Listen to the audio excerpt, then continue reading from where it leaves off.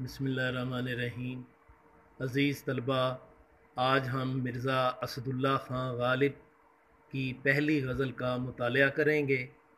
مرزا غالب 27 دسمبر 1797 کو بر صغیر کے شہر آگرہ میں پیدا ہوئے۔ آپ 19ویں صدی کے سب سے بڑے اردو شاعر تھے۔ آپ نے اپنی شاعری کے ذریعے ایک بلند مقام حاصل کیا۔ آپ 1869 کو دہلی میں فوت ہوئے۔ پہلا شعر دیکھیے۔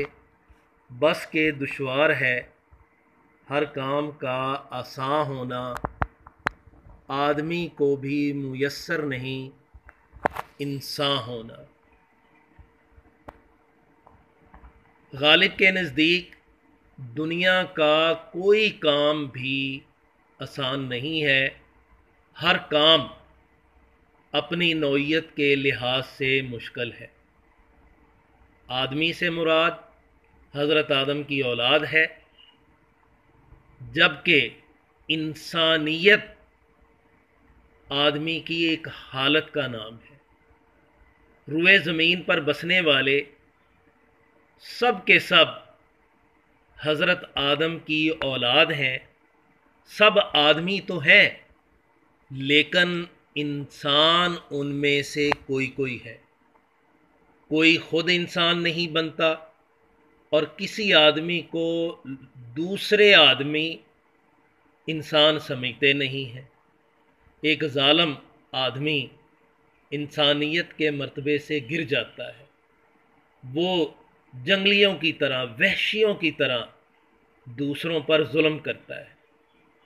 اسی طرح غریب انسان، محنت کش انسان، مزدور لوگوں کو بے شمار نواب، نمبردار، رئیس، راجے، مہاراجے قید کر لیتے ہیں، انہیں مارتے ہیں، گالیاں دیتے ہیں، ان سے جانوروں جیسا سلوک کیا جاتا ہے۔ تو جن آدمیوں سے جانوروں جیسا سلوک کیا جاتا ہے، مارا جاتا ہے، گالی گلوچ دی جاتی ہے، ان سے مشقتیں کروائی جاتی ہیں، وہ بھی انسانیت کے مرتبے پر نہیں رہتے، بلکہ وہ حیوانات، جانوروں جیسی ان کی حالت ہوتی ہے۔ تو غالب اس میں ایک بہت بڑی سماجی حقیقت بیان کر رہے ہیں کہ آدمی تو سارے ہیں، لیکن انسان کوئی بنتا ہے اور کسی کو انسان سمجھا جاتا ہے۔ دوسرا شعر دیکھیے۔ وائے دیوانگی شوق کہ ہر دم مجھ کو آپ جانا ادھر اور آپ ہی حیران ہونا۔ وائے افسوس دیوانگی شوق، عشق کا شوق۔ غالب اس شعر میں ایک انسانی نفسیات کو واضح کرتے ہیں کہ انسان اپنی مرضی سے ہی کہیں جاتا ہے، اپنے عشق کے معاملے میں، اپنی چاہت کے معاملے میں، اپنی غرض سے کسی جگہ جاتا ہے، اور جب آگے جا کر اس سے اچھا سلوک نہیں ہوتا تو پھر وہ حیران ہوتا ہے کہ میں یہاں کیوں آیا ہوں، حالانکہ وہ آیا تو اپنی مرضی سے ہوتا ہے، اپنی غرض سے ہوتا ہے، اپنے کام کے سلسلے میں کہیں جاتا ہے، اپنے کام کے سلسلے میں کسی سے ملتا ہے، اس کی کوئی مجبوری، کوئی غرض اسے کھینچ کر کہیں لے جاتی ہے، اور جب اس سے وہاں برا سلوک ہوتا ہے تو وہ حیران ہوتا ہے کہ مجھے یہاں نہیں آنا چاہیے تھا۔ دیوانگی شوق، غرض کا پاگل پن، عشق کا پاگل پن، مجبوری کا پاگل پن۔ انسان مجبوری کے تحت ہی کسی کے در پر جاتا ہے، مجبوری کے تحت ہی کسی کے دروازے پر جاتا ہے، اور یہی مجبوری انسان کو، آدمی کو انسانیت کے رتبے سے گرا بھی دیتی ہے، جب آگے اس سے جانوروں جیسا سلوک کیا جاتا ہے۔ عشرت قتل گہے اہل تمنا مت پوچھ، عشرت قتل گہے اہل تمنا مت پوچھ، عید نظارہ ہے شمشیر کا عریاں ہونا۔ مرزا غالب کہتے ہیں اہل تمنا، تمنا کرنے والے لوگ، خواہش کرنے والے لوگ، آرزو کرنے والے لوگ، قتل گاہ، قتل گاہ، قتل ہونے کی جگہ، عشرت خوشی، کہ عاشقوں کے قتل ہونے کی خوشی کے بارے میں سوال مت کرو۔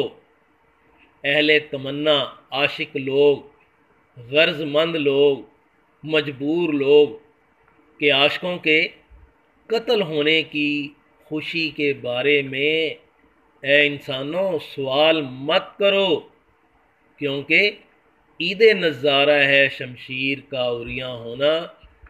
شمشیر تلوار، عریاں ننگی، عید نظارہ، نظارے کی خوشی، کہ جب تلوار ننگی ہوتی ہے ان کا سر قلم کرنے کے لیے وہ تلوار نیام سے باہر نکالی جاتی ہے تو ان کے لیے عید جیسا سما ہو جاتا ہے۔ جس طرح لوگ عید پر خوش ہوتے ہیں، یہ عاشق لوگ تلوار کو ننگا دیکھ کر خوش ہوتے ہیں۔ عشرت خوشی، قتل گاہ، قتل ہونے کی جگہ، عید والے دن مسلمان ایک دوسرے سے گلے ملتے ہیں، معانقہ کرتے ہیں، خوشی کا اظہار کرتے ہیں، اور اہل تمنا یعنی عاشق لوگ اسی طرح تلوار کے ساتھ گلے ملتے ہیں۔ تلوار ان کے گلے پر چلتی ہے اور وہ ان کے لیے عید جیسا سما ہوتا ہے۔ گویا عاشق لوگ بہت ہی بہادر لوگ ہوتے ہیں اور وہ اپنے گلوں پر تلواروں کے چلنے سے نہیں ڈرتے بلکہ عید جیسی خوشی محسوس کرتے ہیں۔ لے گئے خاک میں ہم داغے تمنائے نشاط، تو ہو اور آپ بصد رنگ گلستاں ہونا۔ مرزا غالب کی ساری زندگی معاشی تنگ دستی میں گزری، برے حالات میں گزری، ساری زندگی روزی روٹی کا ہی رونا رہا، تو اس میں ایک بہت بڑی دلی کیفیت کی عکاسی کرتے ہیں۔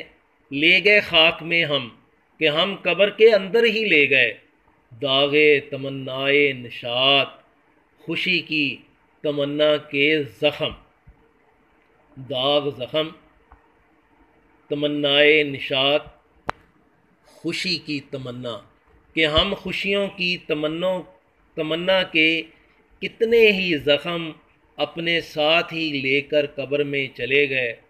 بے شمار خوشیوں کی ہمیں تمنا تھی کہ ہمارے پاس بہت بڑی ریاست ہو، نوکر چاکر ہوں، روزی روٹی وسیع ہو، کھانے پینے کی کوئی کمی نہ ہو، لیکن یہ زخم ہمارے دل پر ہی رہے اور اسی حالت میں ہم قبر کے اندر چلے گئے۔ لیکن اے محبوب، اگر تو ہمارے پاس ہو یعنی تو ہمارے پاس آ جائے تو آپ بصد رنگ گلستان ہونا، تو یہ گلستان یعنی یہ باغ خود بخود ہی رنگین ہو جائے۔ آپ خود بخود بصد رنگ رنگین، سینکڑوں رنگوں والا، گلستان سے مراد باغ یا دنیا ہے۔ اے میرے محبوب، اگر تو آ جائے تو یہ دنیا خود بخود ہی رنگین ہو جائے اور پھر کسی تمنا کی، کسی اور چیز کی خواہش باقی نہ رہے۔ یہ اگلا شعر دیکھیے، بہت زیادہ فارسی تراکیب ہیں اس میں، صرف 2 لفظ ہیں اس میں اردو کے، کھانا اور ہونا، باقی سارا کا سارا شعر فارسی میں ہے۔ عشرت پارائے دل، دل کے ٹکڑے کی خوشی، عشرت خوشی، پارا ٹکڑا، عشرت پارائے دل، دل کے ٹکڑے کی خوشی۔ سوال کیا ہے پہلے کہ یہ جو انسان کے اندر دل ہے اس کی خوشی کس بات میں ہے، تو دوسرے حصے میں غالب خود ہی جواب دیتا ہے زخم تمنا کھانا، کہ اگر انسان کی کوئی آرزو پوری نہ ہو، انسان کو آرزو کا زخم لگ جائے، تمنا آرزو، تو سمجھ لیں کہ دل کا ٹکڑا جو ہے وہ باغ باغ ہو گیا، خوش ہو گیا۔ غالب کی جب خواہش پوری نہیں ہوتی تھی، لوگ غالب کی مالی مدد کرنے سے انکار کر دیتے تھے، غالب کو آگے سے 100 سناتے تھے، تو غالب غصہ نہیں کرتا تھا، بلکہ بلند آواز سے کہہ کے لگاتا تھا، ہنستا تھا۔ تو اسی بات کو غالب شعر میں بیان کر رہا ہے۔ پہلے سوال کرتا ہے، عشرت پارہ دل، اے انسانوں، تم جانتے ہو کہ یہ جو میرے دل کا ٹکڑا میرے جسم کے اندر ہے، اس کی خوشی کس بات میں ہے؟ تو جواب بھی خود ہی دے رہا ہے، زخم تمنا کھانا، کہ تمنا، آرزو، خواہشوں کا پورا نہ ہونا۔ جب میری خواہشیں پوری نہیں ہوتی، لوگ میری مدد نہیں کرتے، میرے ساتھ تعاون نہیں کرتے، تو میں بہت زیادہ کہہ کے لگا کر ہنستا ہوں۔ اب دوسرے مصرے میں اس سے بڑی بات کرتا ہے، لذت ریش جگر۔ ہے لوگوں، سوال کیا ہے اس میں، آپ کو پتہ ہے کہ دل کے زخم کی لذت کس بات میں ہے؟ کہ اگر دل پر کوئی زخم لگ جائے، ریش جگر، دل کا زخم، دل پر چوٹ، کہ اگر کوئی دل پر چوٹ لگ جائے، کوئی دل زخمی ہو جائے، تو اس کی لذت، اس کا مزہ کس بات میں ہے؟ غرق نمکداں ہونا۔ آپ اس زخمی دل کو کسی نمکدانی کے اندر ڈبو دو، چاروں طرف اس کے نمک ہی نمک ہو۔ تو اس مصرے میں غالب ایک بہت بڑی انسانی کیفیت کو پیش کر رہا ہے کہ جب کوئی انسان کسی سے مدد کے لیے جاتا ہے تو پہلے تو آگے والا آدمی مدد نہیں کرتا۔ یہ ہو گیا زخم تمنا کھانا کہ آرزو پوری نہیں ہوئی۔ اس کے بعد جب وہ اگلا بندہ ایک تو مدد نہیں کرتا، اور ایک سائل کے زخموں پر نمک چھڑکتا ہے، اسے اچھی بری باتیں سناتا ہے، بعض اوقات گالیاں بھی سننے کو ملتی ہیں، تانے سننے کو ملتے ہیں، تو غالب ان تانوں کو تشبیہ دے رہا ہے کہ گویا زخمی دل پر نمک نہیں چھڑکا جا رہا، بلکہ اسے نمک والی شیشی کے اندر ڈبویا جا رہا ہے۔ اگر زخم پر نمک چھڑکے تو بہت زیادہ تکلیف ہوتی ہے، انسان درد سے کرہتا ہے، اور اگر تھوڑا سا نمک چھڑکنے کی بجائے اس زخم کو نمک کے اندر ہی ڈبو دیا جائے، بہت زیادہ نمک اس پر ڈال دیا جائے، تو یقیناً درد میں کئی 100 گنا اضافہ ہو جاتا ہے۔ تو غالب یہی کیفیت بیان کر رہا ہے۔ گویا اس شعر میں 2 سوال کیے ہیں اور جواب بھی دونوں کے خود ہی دیے، کہ اگر کوئی پوچھے کہ اے غالب، تیرے دل کے ٹکڑے کی خوشی کس بات میں ہے، تو غالب کا جواب ہوگا کہ آرزو کا پورا نہ ہونا ہی دل کی خوشی ہے۔ اور اگر پوچھا جائے کہ زخمی دل کی لذت، مزہ کس بات میں ہے، تو وہ کہتا ہے کہ تھوڑا سا نمک نہ چھڑکو، بلکہ اس زخمی دل کو نمک دانی کے اندر ہی ڈبو دو، بہت زیادہ نمک اس کے اوپر مل دو، تاکہ تکلیف بے تحاشا ہو۔ جب بہت زیادہ تکلیف ہوگی تو دل کا وہ زخم جو ہے، دل کی وہ چوٹ جو ہے، وہ اور زیادہ مزہ دے گی۔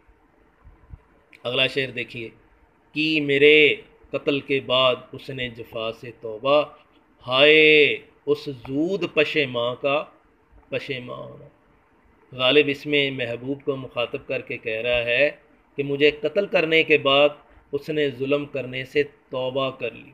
جفا، ظلم کرنا، تو غالب افسوس کر رہا ہے، زود پشیماں، جلدی ہی پریشان ہونے والا، زود، جلد، کہ وہ جلدی ہی پریشان ہو گیا اور اس نے جلدی ہی توبہ کر لی۔ اگر توبہ کرنی ہی تھی تو مجھے قتل کرنے سے پہلے ہی کر لیتا۔ قتل کرنے کے بعد اس نے جو ظلم و ستم کرنے سے توبہ کی ہے، غالب اس پر طنز کر رہا ہے۔ کہ قتل کے بعد اگر توبہ کی تو کیا کی؟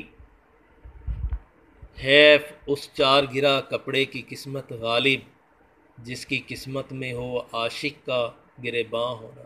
حیف افسوس چار گرا، 1 میٹر کا چوتھا حصہ۔ 1 میٹر اگر ہم کپڑا لیں اور اس کے 4 حصے کر دیں تو جو چوتھا حصہ ہے اسے کہیں گے 4 گرا۔ تو غالب کہتا ہے کہ کپڑے سے پورا ایک سوٹ سلوایا جاتا ہے، لیکن جو گریبان پر کپڑا لگتا ہے، جہاں بٹن لگے ہوتے ہیں، اس گریبان والا کپڑا جو ہے اس کا ٹوٹل سائز 4 گرا ہوتا ہے۔ تو غالب کہتا ہے کہ اس کی قسمت بڑی بری ہوتی ہے۔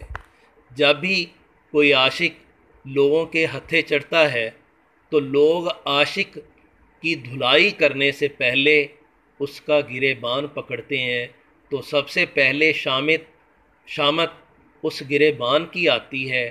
تو غالب عاشق سے زیادہ اس گریبان کے لیے پریشان ہے جو 4 گرا کپڑے سے بنا ہوتا ہے، اور عاشق سے پہلے وہ پھاڑ دیا جاتا ہے، وہ پھٹتا ہے۔ عاشق کو مار تو اس کے بعد پڑتی ہے۔ تو غالب اس میں مزاحیہ انداز میں ایک عاشق کی کیفیت کو بیان کر رہے ہیں۔ عزیز طلبہ، یہ پوری غزل دیوان غالب سے لی گئی ہے۔ اس کا ایک ایک شعر یاد کرنے کے قابل ہے۔ امید ہے کہ آپ کو پوری غزل سمجھ میں آ گئی ہوگی۔ غزل کے ساتھ ساتھ اگر آپ الفاظ معنی یاد کر لیں اور ان اشعار کو زبانی یاد کر لیں تو غزل کی تشریح میں آپ کو بہت زیادہ آسانی ہوگی۔ بہت شکریہ۔ اللہ حافظ۔